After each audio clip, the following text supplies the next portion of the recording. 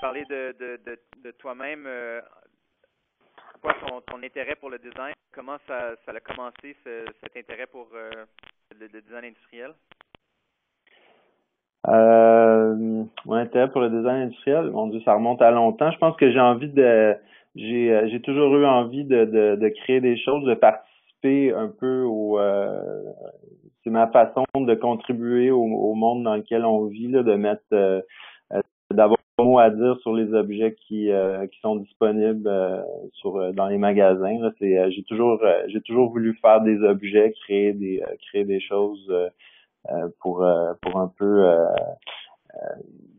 j'aime pas trop dire améliorer la vie des gens parce qu'on le fait d'une certaine façon, mais en même temps, on règle pas des énormes problèmes. Mais c'est plutôt d'avoir mon mot à dire sur ce qu'il y a dans les magasins, pouvoir offrir des meilleurs produits. J'aime donner mon opinion sur plusieurs choses. Puis j'ai toujours voulu contribuer à ça, le côté un peu artistique, mêlé à de l'ingénierie, à un savoir-faire esthétique. Je sais pas, il y a quelque chose là-dedans qui m'a toujours intéressé. Moi-même étant un designer industriel, j'ai le même désir que d'influencer le monde dans lequel on habite et on le fait grandir. Alors, écoute, sans plus tarder, Eric, il est 11h15. Alors, je me permets une petite introduction pour nos invités sur c'est quoi l'éco-conception et un petit peu donner une structure à la question de l'éco-conception. Ça ne va pas durer plus que 10 minutes, je vous le promets. Et ensuite, je vais passer la parole à Eric qui va nous parler de son expérience en éco-conception. Alors, j'ai seulement trois diapositives à vous montrer. La première, c'est le triangle inspiré par Drucker, inspiré par le livre qui s'appelle Start with Why de Simon Sinek. Si vous voulez les références, je peux vous les envoyer. Pourquoi est-ce que je commence avec ce triangle-là? Parce que lorsqu'on amène dans une entreprise, il faut comprendre à quel niveau on se situe. Alors, c'est sûr que on peut parler du niveau stratégique, le pourquoi. Pourquoi est-ce qu'on fait les choses? Dans quel objectif? L'innovation, on parle souvent que c'est une idée d'augmenter la croissance de l'entreprise, assurer un renouvellement des idées. Donc, les aspects stratégiques sont en amont, même que je dirais que des fois, des éléments stratégiques sont pas conscients. On n'est pas nécessairement tout le temps conscient de la raison pour laquelle on fait les choses.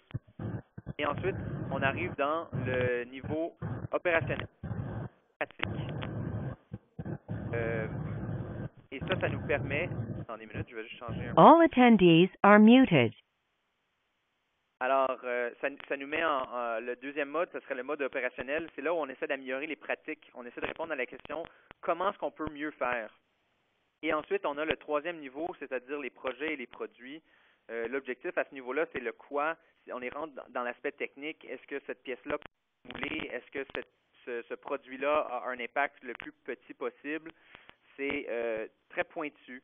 Mais lorsqu'on intègre l'éco-conception, il faut être capable de le faire un petit peu aux trois niveaux. Qui va chercher les trois niveaux de cette pyramide. Il y a un aspect stratégique dans le développement durable. Il y a un aspect opérationnel dans la pratique. On veut s'assurer de toujours être en mesure de réduire l'impact environnemental du produit. Et ensuite, il y a un aspect plus technique. Projet par projet, il faut s'assurer qu'on s'en va dans la bonne direction par rapport au produit. Et donc, c'est intéressant de penser que une intervention en éco-conception doit se faire ou doit du moins réfléchir à l'aspect stratégique, l'aspect opérationnel et l'aspect produit. Donc ça, c'était la première chose que je voulais discuter. Vous allez voir dans son commentaire, des fois, il parle de ses produits, des fois, il parle de ses pratiques et il va même aussi parler des aspects stratégiques pour l'entreprise. Donc, c'est intéressant de voir comment ça touche les trois niveaux de la pyramide. Le deuxième élément, c'est un aspect historique. Juste pour qu'on soit clair, l'éco-conception, ça touche tout le cycle de vie du produit. C'est ce qui nous amène déjà, je saute à la quatrième étape ici en bas, à l'approche produit. Donc, depuis les milieux des années 2000, on s'intéresse non seulement à ce qui se passe à l'intérieur de l'entreprise comme dans le passé. Dans le passé, c'était des mesures curatives, des mesures préventives, et ensuite la notion de la gestion environnementale. Oui, on peut avoir des éléments qui sont dits toxiques pourvu qu'on soit capable de bien les gérer et de prendre en compte et ce risque-là environnemental. Aujourd'hui, on élargit un petit peu les horizons. On parle de l'approche produit, une approche basée sur le cycle de vie du produit. Alors, quand on parle du cycle de vie, on parle des matières premières, de la fabrication, du transport, de l'utilisation et de la fin de vie. Ce sont ces 5 étapes-là. Alors, c'est important pour les manufacturiers de prendre en compte toutes les étapes du cycle de vie, même si les matières premières, on achète des matières provenant de fournisseurs, même si ce n'est pas nous qui sommes en charge du recyclage du produit parce que le recyclage se fait par l'usager souvent. C'est important en tant que manufacturier de se sentir responsable de toutes les phases et de favoriser une meilleure action. Le futur étant l'approche système, c'est-à-dire la prise en compte du cycle de vie de tout le système, comprendre les relations à un niveau supérieur entre un produit et son écosystème. Donc, si on pense à l'exemple d'une porte, alors concevoir des portes, mais il faut aussi comprendre que le plus grand impact de la porte, c'est peut-être pas la matière dont est faite la porte, mais c'est l'espace qui se situe entre le cadre de la porte et la porte qui laisse passer l'énergie et la chaleur dans une maison. Donc, avoir une approche système, c'est de poser un regard critique sur l'action que fait le produit et regarder le tout. Donc, voilà cette deuxième slide, l'objectif d'une approche produit, c'est très important en éco-conception. Et le dernier point, c'est avoir une approche complète. Alors, il y a plusieurs éléments à l'éco-conception. Éric va vous en parler avec son exemple des étapes que l'on traverse lorsqu'on fait de l'éco-conception. Je vous les nomme ici les 6. La première chose, c'est de comprendre les enjeux du développement durable. Comment est-ce que d'un point de vue économique, ça peut être bénéfique pour l'entreprise, d'un point de vue environnemental et d'un point de vue social, en quoi est-ce que l'éco-conception est important pour l'entreprise. C'est quoi les enjeux, c'est quoi les bénéfices espérés, puis quelles sont les embûches qu'on peut prévoir. Une fois qu'on est d'accord comme quoi c'est une bonne idée de prendre en compte les impacts environnementaux, la deuxième étape serait de prendre en compte les parties prenantes. C'est quoi les parties prenantes d'une entreprise? Eh bien, toutes les personnes qui figurent autour de la table figurative, la table qui, en fait, ces gens-là ne se retrouvent jamais. On parle des fournisseurs, on parle des clients, on parle des employés, on parle de la communauté locale, on parle du secteur industriel. Tous ces éléments-là sont parties prenantes. Et ça donne à ce que toutes ces personnes-là ont légitimement des critères produits. On pense à l'exemple de l'UQTR qu'on cite souvent, la municipalité de Mégantic qui achetait des lampadaires avait raison d'influencer l'UMEC dans sa conception de produits pour ne pas illuminer le ciel, étant donné qu'il y avait le fameux centre d'astronomie sur le mont Mégantic et ceux-ci ne pouvaient pas pratiquer leur activité. Alors, tout ça veut dire que les parties prenantes, des fois, on ne prend pas le temps de s'assurer de répondre à leurs critères. Pourquoi? Parce qu'on ne les voit pas autour de la table, mais c'est important de les prendre en compte. Le troisième élément, le cycle de vie. Je viens de le nommer, les 5 étapes du cycle de vie. Il y a un aspect quantitatif à ce niveau-là. On veut comprendre des proportions, voir c'est quoi les priorités. Ça nous amène à la prochaine étape, établir les priorités d'éco-conception. Comment est-ce qu'on fait pour établir des priorités d'éco-conception? Eh bien, on regarde en arrière, on regarde c'était quoi nos enjeux, on regarde c'était quoi les parties prenantes et c'était quoi leurs critères, et on regarde le cycle de vie, le calcul environnemental de l'empreinte, notamment carbone. Et on mesure ces 3 éléments-là pour en faire des priorités. Ces priorités-là, on les intègre dans les projets. Alors là, il y a un aspect processus qu'on veut être capable de s'assurer que projet après projet, on prend des meilleures décisions. Et une fois qu'on prend des bonnes décisions, c'est quoi la dernière étape? Eh bien, c'est de communiquer ses bons coups, de mettre en valeur les bienfaits qu'on fait pour l'environnement, parce que si l'entreprise n'en parle pas, c'est pas l'environnement qui va tout d'un coup écrire un article sur quelque chose. Il faut que ce soit les personnes qui sont impliquées dans le projet qui en parlent des bienfaits, sinon ça demeure un secret. Alors voilà les 6 étapes d'une démarche complète en éco-conception, et ça me fait très grand plaisir aujourd'hui de vous présenter Éric Trudeau, pardon, pas Éric Trudeau, Éric Beauchemin qui travaille chez Trudeau. Je change la présentation à l'instant. Alors, Éric Beauchemin qui travaille chez Trudeau et qui a réussi à intégrer l'éco-conception avec succès. C'est un grand plaisir pour nous d'entendre un petit peu plus comment est-ce qu'il l'a fait. Alors, Éric, je te permets de te présenter puis de nous présenter ton bon travail. Merci. Donc, pour ceux qui n'étaient pas là au tout début, c'est ça, je travaille chez Trudeau, je suis designer industriel. Je travaille ici depuis déjà quelques années.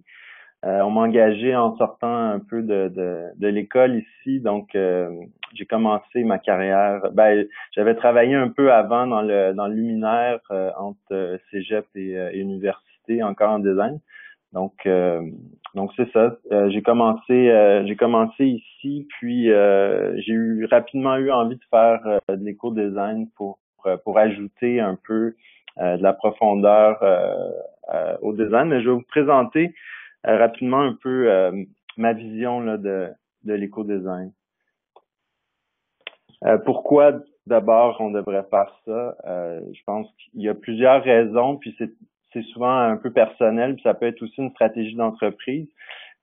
Moi, mes raisons, puis les raisons de la compagnie pour laquelle je travaille, c'est vraiment de faire du meilleur design. Donc souvent, on rajoute une contrainte, ça devient aussi un levier d'innovation, donc ça nous permet de voir un peu les choses différemment. On va réfléchir davantage aux produits. C'est aussi un moyen de rationaliser un projet. On va souvent essayer d'en avoir plus pour la même quantité de matière, de minimiser l'énergie que le produit va utiliser, des choses comme ça. Donc, on finit souvent par réduire les coûts de fabrication ou d'augmenter la profitabilité dans cet exercice-là. C'est aussi un élément rassembleur dans une équipe, donc c'est un but commun, c'est une façon pour chacun d'assumer ses responsabilités personnelles face à l'environnement, puis corporativement aussi. C'est quelque chose que le marketing aime beaucoup, donc ça fait une belle histoire à raconter. C'est souvent donc apprécié c'est le genre d'initiative qui est souvent apprécié dans une compagnie. Il faut vraiment arrêter de penser tout de suite aux matériaux biodégradables, à des procédés plus coûteux, à des ultra simplifications de produits qui peuvent être d'un point de vue économique complètement aberrants. Il faut vraiment essayer de voir chacune des opportunités qui se présentent puis la saisir au fur et à mesure. L'idée, c'est vraiment d'y aller un petit peu à la fois. Donc, comme je disais, pour moi, c'est vraiment juste de rajouter l'éco-conception comme critère de design. On en a déjà plusieurs quand on travaille sur un projet, des contraintes économiques, esthétiques, ergonomiques, fonctionnelles, émotionnelles. Donc, on essaie de rassembler tout ça puis de faire un tout cohérent dans un produit. Ben là, moi, j'ai rajouté l'éco-conception dans l'équation. Après, c'est à chacun de décider l'importance qu'on accorde à ce nouveau critère-là dans l'équation du design du produit. Donc, ça peut être prépondérant comme ça peut être juste un nouveau critère qui est plus ou moins important. Ça dépend vraiment de votre décision. Faut s'adapter, bien sûr, à la culture de l'entreprise. C'est primordial. Sinon, on peut pas arriver avec une approche offensive avec de l'éco-conception. Il faut vraiment démontrer le bon côté des choses pour pouvoir commencer à en faire. Je vais vous présenter la gamme de produits sur laquelle j'ai travaillé, où on a pu appliquer les principes d'éco-conception. C'est la gamme de produits Fuel, c'est des produits pour les lunchs. Déjà les valeurs de notre clientèle cible, c'est qu'on a ciblé, c'est de manger sainement, respecter l'environnement, puis d'économiser l'argent. Donc déjà, on a défini deux valeurs dans notre collection qui sont reliées à l'environnement. C'est dû, entre autres, à deux problématiques sociales qui sont relativement nouvelles dans l'histoire, c'est-à-dire la prolifération des déchets dus au lunch. Il y a de plus en plus de monde qui s'apporte des lunchs dans des sacs qui sont pas réutilisables, style Ziploc ou des bouteilles d'eau, ou des aliments qui sont carrément préemballés. Donc, ça fait qu'il y a beaucoup de déchets de lunch, puis il y a plusieurs personnes qui essaient de contrer ce problème-là. Donc, en faisant un lunch à la maison dans un conteneur réutilisable, c'est une des façons. L'autre problématique, c'est l'obésité, qui est vraiment un problème énorme qui devient mondial. Donc, il y a aussi des gens qui commencent à se dire, OK, il faudrait peut-être changer nos façons de se nourrir, en essayant de faire la nourriture un peu plus santé, puis de préparer nous-mêmes nos lunchs. Donc, c'est vraiment à ces gens-là que la collection s'adresse. Donc, c'est vraiment dans la stratégie de la collection d'être un peu bon pour l'environnement. Donc, la collection, en gros, c'est ça. C'est une trentaine de produits divisés en trois: manger, boire, transporter. Donc, il y a toutes sortes de formats de contenants, de bouteilles, d'ustensiles qui remplissent différentes fonctions, puis des sacs pour les transporter.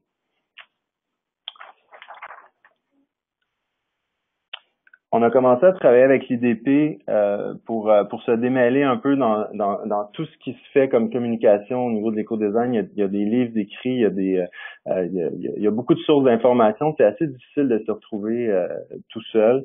C'est bon d'avoir quelqu'un qui vient puis qui vient nous dire un peu, nous dicter un peu une démarche à suivre pour se doter d'une démarche d'éco-conception. La première étape, c'est vraiment de comprendre c'est quoi les enjeux qui vont nous toucher nous, donc les réglementations du marché et les réglementations futures, qu'est-ce qui s'en vient, les attentes des clients, les attentes des consommateurs aussi, les demandes internes, à quoi on s'attend dans l'équipe, puis à quoi s'attend la direction de l'entreprise, puis essayer de mieux comprendre l'évolution des marchés. Donc, vers quoi on devrait aspirer en termes de performance environnementale pour nos produits. Ça, l'IDP nous a aidés là-dedans.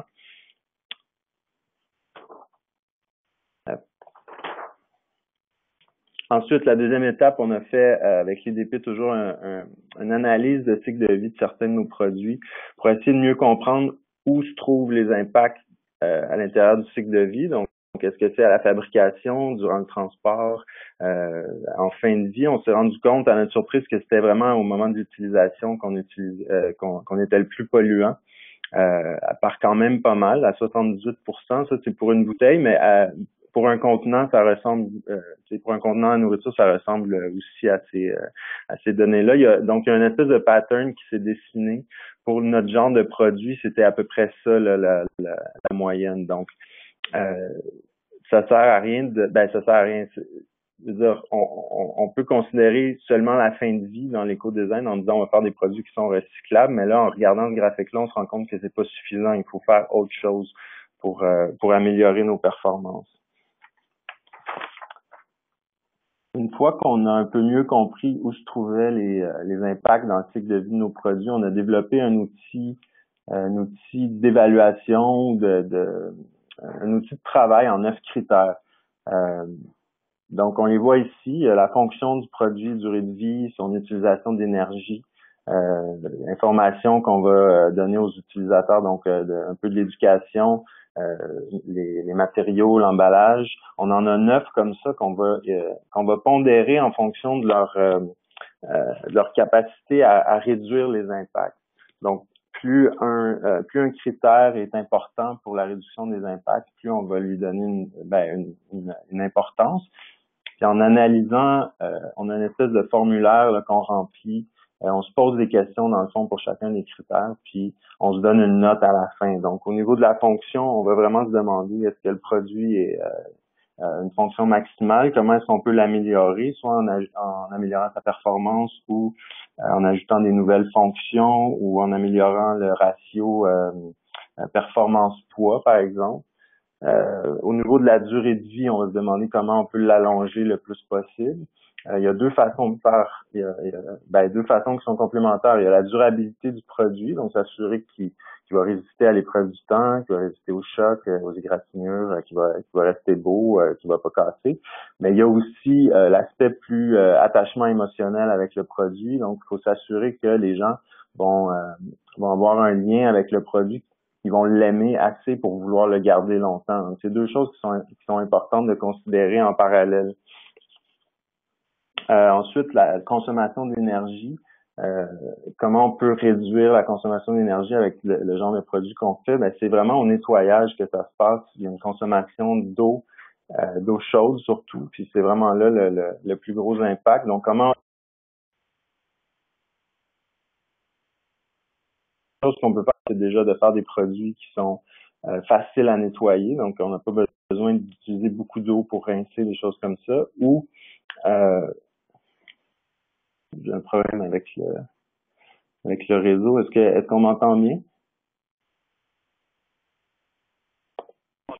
bien encore. On t'entend bien. Ouais, c'est bon? Oui, on t'entend bien. OK, moi je continue. Donc c'est ça aussi. Ensuite, les matériaux, évidemment, quels matériaux pour on a essayé de choisir des matériaux à faible impact, c'est-à-dire des plastiques qui n'utilisent pas trop d'énergie pour leur fabrication ou leur mise en forme. Ensuite, quoi d'autre? On va se questionner sur la communication. Comment on peut communiquer aux consommateurs les valeurs des bonnes pratiques environnementales par rapport à nos produits. Ça, c'est une autre chose qu'on peut faire. Les emballages qu'on va essayer de réduire au minimum, mais il faut faire attention aussi de garder des emballages qui permettent de protéger le produit pour pas avoir trop de pertes durant le transport. On va considérer aussi le transport, comment on peut améliorer, mais ça touche moins à ce que nous on peut faire, mais on peut quand même évaluer les impacts, puis la recyclabilité du produit finalement. À la fin de tout ça aussi, on obtient un pourcentage qu'on peut utiliser pour comparer deux produits ou deux concepts, un par rapport à l'autre.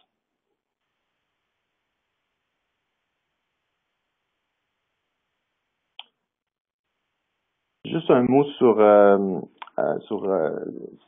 peut-être mieux expliquer le concept d'attachement émotionnel. Là, on a deux produits ici, deux produits que j'ai reçus en cadeau. Un couteau Porsche qui est sculpté littéralement dans un bloc d'acier, dont les impacts de la fabrication doivent être vraiment supérieurs à l'autre couteau en dessous, qui a un manche en plastique avec une lame plus fine. Sauf que le couteau d'en haut, j'en prends vraiment soin, je l'aime vraiment beaucoup, je vais l'utiliser probablement toute ma vie, je l'aiguise, je l'essuie tout de suite une fois qu'il a été utilisé. Tandis que l'autre va s'égratigner. Puis à un moment donné, je vais le jeter. C'est juste pour montrer que c'est pas seulement l'esthétique, mais aussi la durabilité. Il faut que les deux soient un peu ensemble dans un produit pour faire que les impacts dus à sa fabrication, même s'ils sont plus élevés, vont être étalés sur une tellement longue période de temps que le produit peut être quand même plus écologique à ce moment-là. Donc, c'est un ratio, c'est une réflexion qu'il faut faire quand on fait des produits. Comme on a parlé un peu, c'est important d'avoir une vision stratégique quand on fait de l'éco-design. Donc, la vision stratégique va vraiment déterminer ce qui rentre ou pas dans la collection. Donc, c'est un peu en amont du processus. Puis ensuite, des principes d'éco-conception qui vont être plus spécifiques à chacun des produits. Si on regarde pour Fuel, notre vision stratégique, c'est de faire des produits qui s'inscrivent dans des pratiques de manger sainement, soit par autant les produits eux-mêmes ou les photos qu'on va utiliser sur les emballages, sur le site web éventuellement ou ailleurs. Ou puis ensuite, le respect de l'environnement, c'est que les produits vont carrément encourager des pratiques qui diminuent le recours à des produits jetables puis d'autres actions. Les principes d'éco-conception, là, j'en ai dressé une liste, là, je vais la lire très rapidement, mais ça, c'est des principes qu'on va vraiment essayer d'appliquer à chacun des produits. Donc, en plus des autres principes esthétiques ou fonctionnels, on va ajouter ces nouveaux principes-là. Donc, d'augmenter la performance par rapport à l'impact sur l'environnement, créer un produit multifonctionnel le plus possible. En fait, c'est de maximiser la fonction, de s'assurer que le produit est le plus fonctionnel possible. La durée de vie, créer un attachement émotionnel, augmenter la durabilité. Au niveau de l'utilisation d'énergie, faciliter le nettoyage, éviter l'utilisation du frigo. Les matériaux, on va choisir des matériaux procéder à faible impact. Éviter des matières toxiques comme les colles, les peintures, choisir des assemblages simples, des emballages, puis on va concevoir des composantes monomatériaux, donc pas de surmoulage ou pas de pièces qui se désassemblent pas avec des pièces de métal, par exemple, prises à l'intérieur de du plastique. Puis on va identifier chacune des pièces pour le recyclage. Comment on fait ensuite dans notre processus de développement de produits? On intègre dans la stratégie des valeurs écologiques. Ensuite, au niveau des concepts, on va faire une première évaluation écologique très rapide. On va pouvoir évaluer des concepts un par rapport à l'autre. Au niveau du développement, on va faire une analyse un peu plus poussée où là, on va regarder les pièces, les assemblages qu'on a choisis. On va s'assurer qu'il n'y a pas il y a rien qui est à l'encontre de nos principes, si on veut. Au moment de l'outillage, j'en ai rajouté un aussi parce que c'est souvent là où il y a des décisions qui sont prises pour réduire des coûts, puis qui peuvent changer complètement la stratégie d'éco-conception, des fois pour quelques sous. Donc, comme c'est dans la stratégie, on va pas économiser 2-3 sous pour changer une matière plastique qui est pas recyclable, par exemple. Puis à la mise en marché, on va faire une éco-communication. On va communiquer à l'intérieur de l'entreprise aux différents départements marketing, vente et tout le monde, même la direction. Qu'est-ce qu'on a fait pour chacun des produits? Qu'est-ce que chacun des produits fait pour aider un peu du côté environnemental. Je vais vous présenter quelques produits qu'on a conçus en suivant ces principes-là. Le premier, c'est une bouteille que je tiens. Celle-là, c'est une version en acier, mais on a une version aussi en plastique. Donc, les principes qu'on a utilisés ici, autant au niveau des matériaux que de la fonction. Donc, on a essayé d'améliorer la fonction. Donc, l'idée, c'est de donner aux gens l'envie d'utiliser des bouteilles réutilisables plutôt que des bouteilles jetables. On a vraiment travaillé sur le confort du produit, essayer de faire un goulot qui est hyper confortable, qui vient épouser les lèvres de l'utilisateur, la poignée qui est souple, qui est agréable à tenir, même la forme de la bouteille qui vient reproduire un peu la forme naturelle de la main. Donc, il y a une espèce de rond en forme de triangle, donc qui offre une bonne préhension. Puis au niveau des matériaux, tout est en PP dans le couvercle, construction très simple, les assembler pour le recyclage. Puis on a utilisé du Tritan de Eastman pour la bouteille. Donc, on a remplacé tous nos produits par cette matière-là qui est plus chère que anciennement c'était fait en polycarbonate. Puis ça, c'est vraiment une demande du marché. Donc, il faut s'adapter aussi à ce que les consommateurs nous demandent. Pour des raisons environnementales, carrément, on a été forcé de changer la matière à du Tritan, qui est plus écologique, là, parce que ça contient pas le BPA qui est un problème pour l'environnement. Ensuite, on a un autre genre de produit, une petite boîte à lunch qu'on appelle bento. Donc, celle-là remplace 5 contenants de style Tupperware dans le même produit. Presque tout fait en polypropylène, donc facile à mettre en forme, matériaux à faible impact. On pense que ça encourage les gens à mieux manger, étant donné que en ouvrant la boîte, on a 5 compartiments, on essaie de les remplir avec quelque chose. Donc, ça force un peu à se questionner sur une variété d'aliments. Puis ça s'inscrit surtout dans une pratique de bien manger. Les gens qui veulent un repas complet, une petite salade avec des accompagnements, on va mettre des noix, toutes sortes de choses là-dedans. Donc, ça force un peu à faire un lunch varié à chaque fois. Puis c'est ça, les assemblages sont très simples, puis toutes les pièces sont identifiées pour le recyclage. Ensuite, on a un autre genre de produit ici, c'est un petit contenant pour mettre du yogourt, mais on peut mettre toutes sortes de purées dedans, qui est complètement étanche, qui rappelle le pot de yogourt traditionnel, donc ça apporte en même temps une réflexion sur l'utilisation des produits jetables versus réutilisables. Les gens reconnaissent l'esthétique du produit, la forme du produit plutôt. Tout en PP, encore une fois, les pièces sont faciles à recycler. Puis vous voyez, on imprimait le logo sur le dessus. Ça, c'est une pratique qu'on faisait avant de commencer à réfléchir à nos pratiques plus au niveau environnemental. Puis ensuite, ce qu'on a décidé de faire, c'est de l'enlever carrément. On remplace qui est imprimé par un embossage du produit, quelque chose un peu plus comme ça qu'on voit sur le dessus. Donc, ça réduit les coûts de production. Ça fait que le produit reste beau plus longtemps parce que c'est souvent ça qui va partir en premier au nettoyage, le logo. Donc, le produit est moins beau à ce moment-là. Puis, donc ça, c'est le genre de choses qu'on fait. C'est des décisions qu'on prend pour économiser, mais qui sont aussi meilleures pratiques d'éco-design. Un autre cas ici qui est intéressant, c'est une petite boîte isolante un petit bol isolant.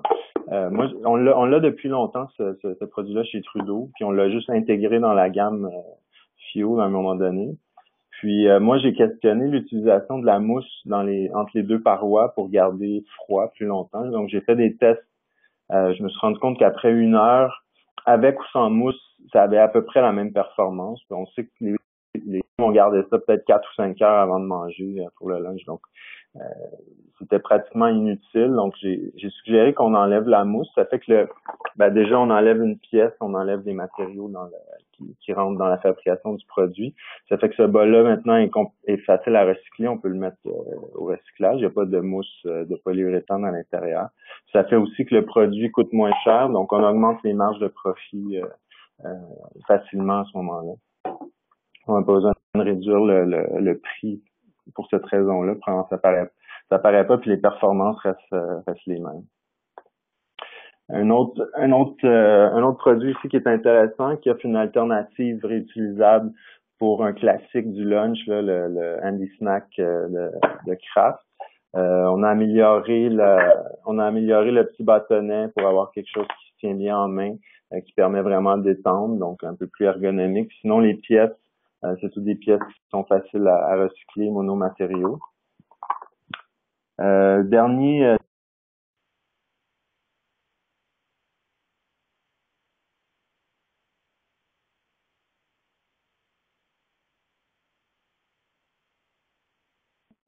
sac jetable, je veux dire, comme style Ziploc, là,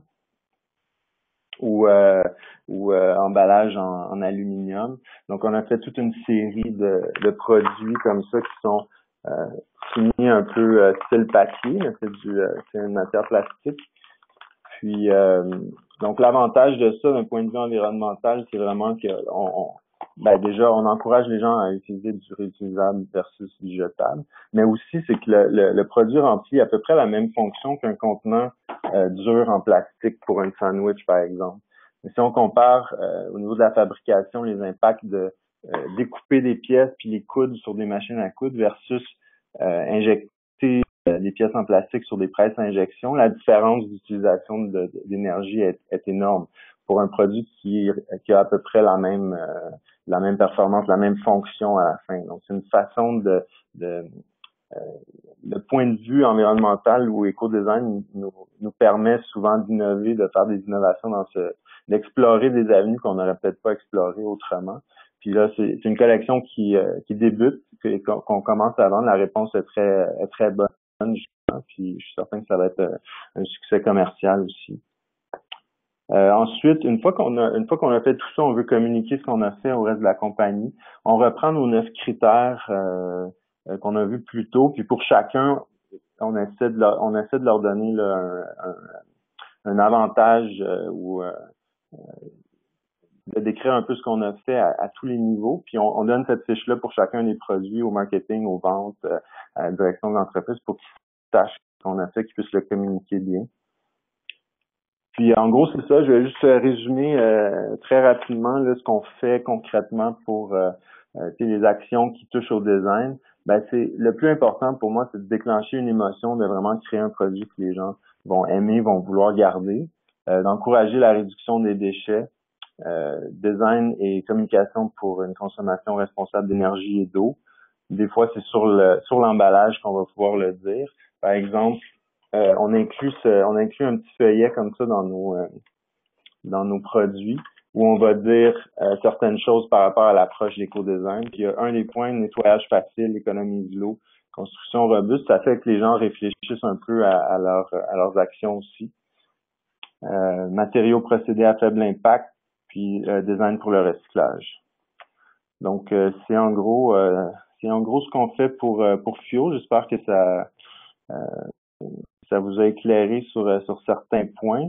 Si vous avez des questions, des fois il y a des concepts peut-être un peu plus abstraits, moins bien expliqués, n'hésitez pas, je peux répondre à des questions. Moi, j'ai 2 petites questions rapides là des gens. La première question, c'est combien de temps ça a pris pour lancer la collection initialement? La collection, en fait, la collection existait avant que j'arrive chez Trudeau. Donc 5-6 ans, mais c'est on a commencé avec des produits existants sur lesquels on a appliqué la marque Fio, on a choisi des couleurs. Ensuite, on a commencé à développer des produits spécifiques pour la gamme, puis ensuite, on a redéfini un peu tout le style, l'image de marque, donner des valeurs. Je veux dire, c'est un travail qui est en progression là, encore. Il n'y a pas eu de début puis de fin très très précise, là, mais la collection existe depuis plus de 6 ans, 7 ans. OK. Une autre question que j'ai reçue par courriel, c'était c'est quoi les freins à l'intégration de l'éco-conception? Les freins, c'est ça dépend vraiment de la compagnie puis des personnes présentes. Les freins, je dirais, c'est comme pour n'importe quel projet où on veut changer les façons de faire, où on veut questionner les méthodes actuelles, c'est que les gens voient pas l'intérêt ou se disent ça va être plus compliqué, ça va être plus cher, mais c'est de briser un par un ces préjugés-là qui font que à un moment donné le projet peut passer, mais c'est vraiment les gens qui sont un frein parce que dans les faits, ça peut juste être bénéfique pour n'importe quelle entreprise de faire ça. Tu sais. Donc, tu dirais que la barrière est surtout humaine et non pas technique. Ouais, absolument. OK. Est-ce que vous avez étudié et analysé la compétition afin de convaincre les parties prenantes? Non, pas vraiment. Ben non, pas vraiment. En fait, la compétition a pas vraiment des pratiques d'éco-design. On n'a pas fait ça en réaction à un compétiteur. Là. Okay. Est-ce que vous faites des études de marché? À quel point est-ce que le marketing est impliqué dans cette recherche-là? Des études de marché, à quel niveau? Pour La savoir question si qu'on les pose, gens ont... la question qu'on pose, c'est est-ce qu'il y a des analyses de marché auprès des clients, auprès des consommateurs?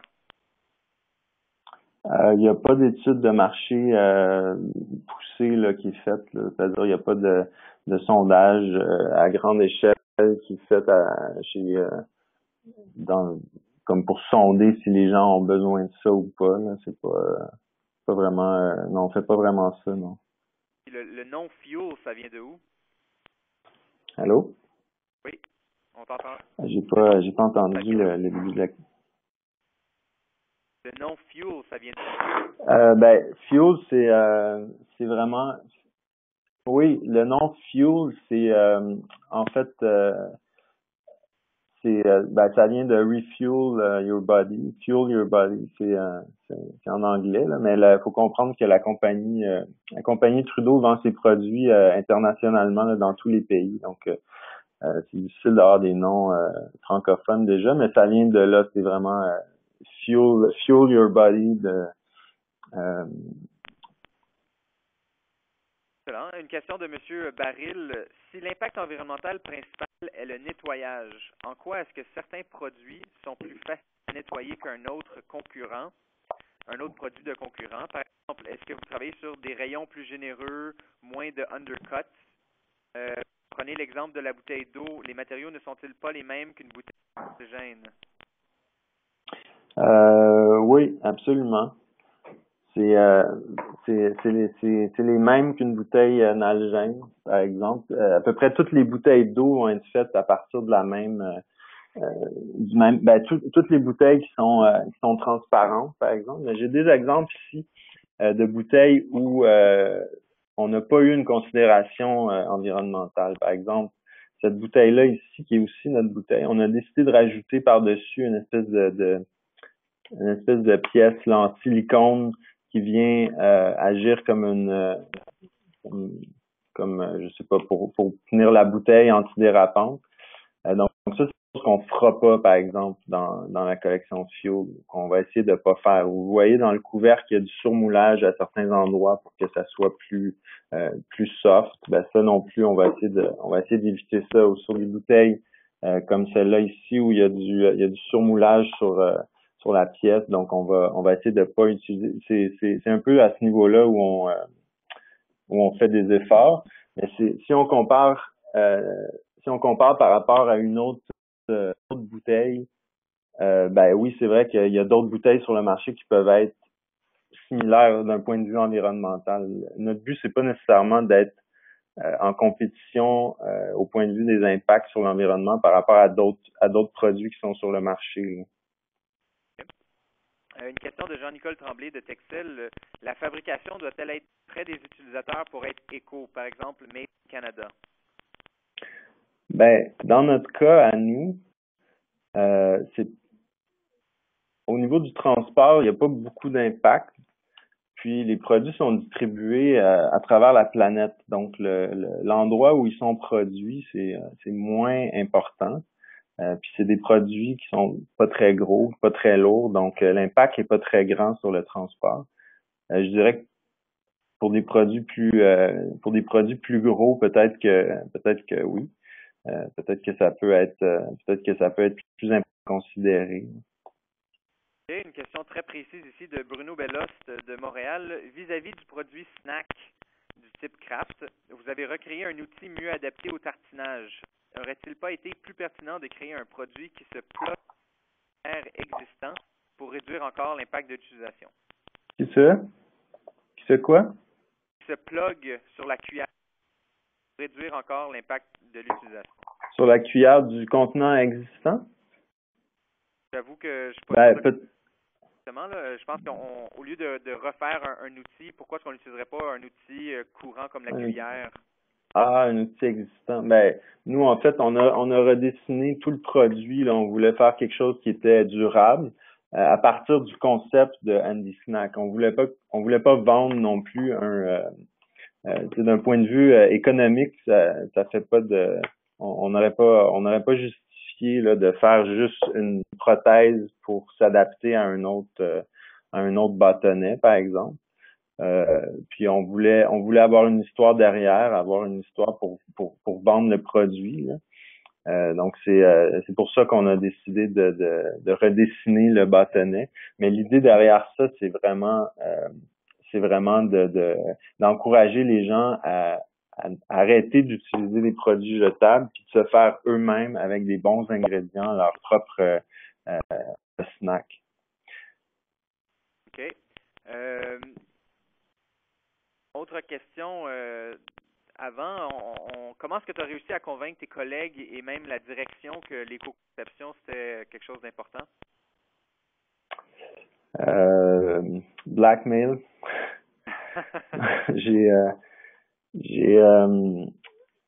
En fait, c'est c'est pas si difficile. Il faut juste prendre le temps d'analyser un peu dans quelle direction la compagnie pourrait avoir intérêt à faire ça, et puis de s'adapter à la compagnie. C'est un peu comme je disais au début, il faut pas avoir une approche très restrictive ou très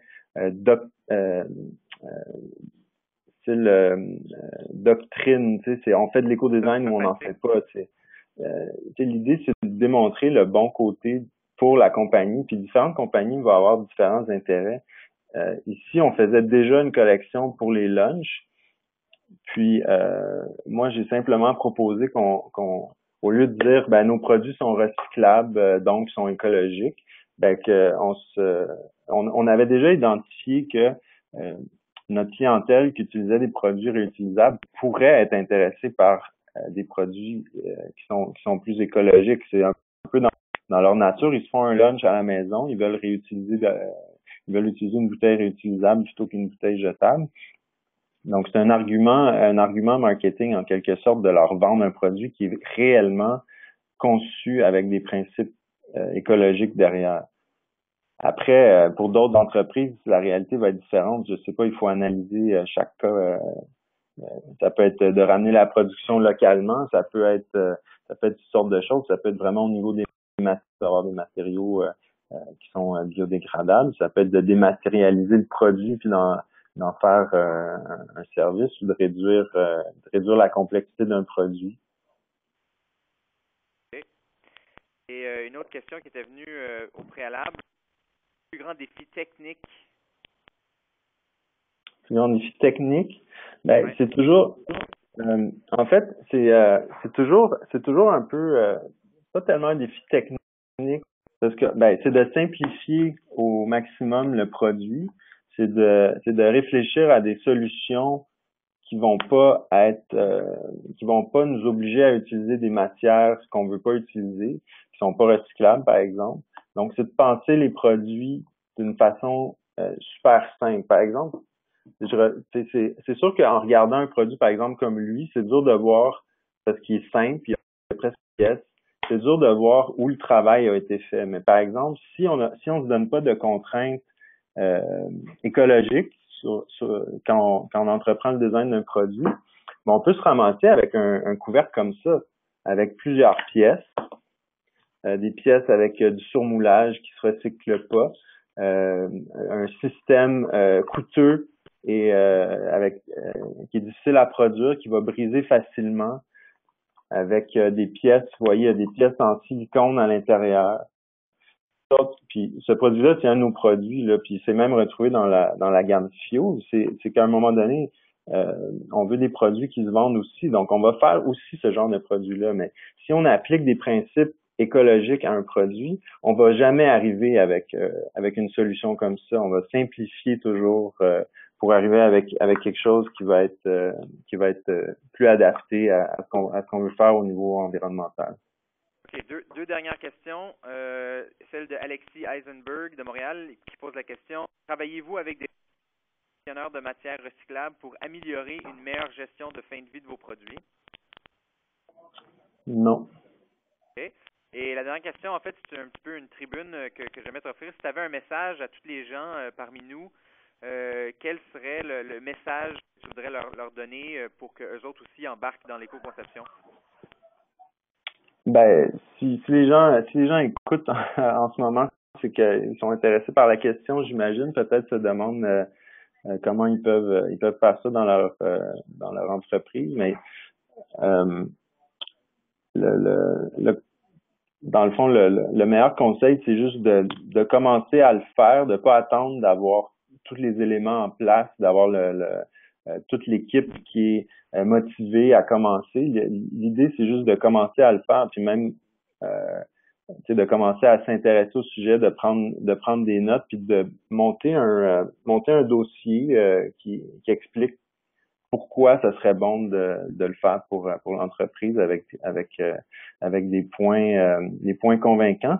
Puis s'il y en a pas, ben peut-être que c'est impossible d'en faire dans l'entreprise. Peut-être que la direction est juste pas ouverte à ça. Peut-être qu'ils considèrent que c'est pas de leurs affaires de s'occuper de ces questions-là. Mais à la fin, je pense que ça finit toujours par faire des meilleurs produits. Il faut vraiment se mettre un peu dedans pour comprendre à quel point, puis de pas penser que c'est du fait de l'éco-design ou t'en fais pas. C'est pas un ou l'autre, c'est juste un critère de conception que tu rajoutes dans ton. Puis si le produit à la fin, on peut pas dire le produit il est pas écologique. Tu as dessiné un produit, il est pas écologique, mais ça veut rien dire. Il est pas écologique pourquoi? Parce qu'il se recycle pas, parce que toi tu considères que cette matière-là est pas bonne pour l'environnement, puis il faudrait tout faire en plastique recyclé, mais c'est pas ça l'éco-design, c'est de bien évaluer qu'est-ce qu'on peut faire selon le type de produit, puis d'essayer de faire ce qui est économiquement viable pour la compagnie, puis c'est tout. Après ça, ça va bien. Écoute, merci beaucoup. J'ai noté trois choses qui m'ont surpris lors de ta discussion. La première, c'est, tu as mentionné un adage que j'entends souvent, c'est y aller un petit peu à la fois. Ça, c'est quelque chose qui revient souvent de la part des gens qui font de l'éco-conception. Un autre élément qui est intéressant dans ce que tu nous as parlé, c'était le fait que tu as commencé avec une problématique. Tu recherchais un bienfait social, le fait de manger sainement. Tu t'es donné des objectifs qui en fait qui sont des critères assez grands, mais qui t'imposent aussi en fait qui te donnent la chance de faire des meilleurs produits. Donc c'est intéressant de commencer avec un bienfait qu'on essaie d'offrir à la population. Et le dernier point, c'est la surprise que vous avez eue lorsqu'on a fait le cycle de vie. Ça vous a donné une nouvelle perspective sur la phase d'utilisation. On a vu encore une question sur où la production des produits est faite. On pense souvent que c'est la fabrication qui a le plus grand impact. Mais avant de faire du cycle de vie, en fait, on peut être surpris par dans votre cas, c'était lors de l'utilisation et lors du lavage que ça avait un plus grand impact, ce qui a amené une nouvelle perspective. Et ce qui conclut sur ce que tu viens de dire, c'est que l'éco qu'on rajoute, c'est pas blanc ou noir, c'est quelque chose c'est un critère qu'on rajoute aux critères déjà existants d'un bon design. Je trouve que c'est un excellent message pour conclure notre rencontre aujourd'hui. J'aimerais te remercier, Eric, franchement, d'avoir préparé une super belle présentation qui sera disponible aux gens. Je vais l'envoyer par courriel d'ici quelques jours. Il y a aussi l'enregistrement qui sera disponible si jamais vous avez des collègues qui n'ont pas pu assister ou d'autres collègues que vous voulez influencer. L'enregistrement sera disponible pour vous. Alors, écoutez, je pense qu'on a fait le tour de la question aujourd'hui. Encore une fois, merci beaucoup, Éric Beauchemin. Ton expertise, elle est très riche et j'espère que ça l'a inspiré d'autres. Toutes les 30, on était 40 à un certain moment, les 40 personnes qui ont assisté à la conférence aujourd'hui, j'espère qu'ils ont été inspirées. Alors, merci beaucoup tout le monde et puis n'hésitez pas à me contacter si vous avez des questions. Merci. Salut, Éric. Bonjour. Salut, bonne journée. Encore.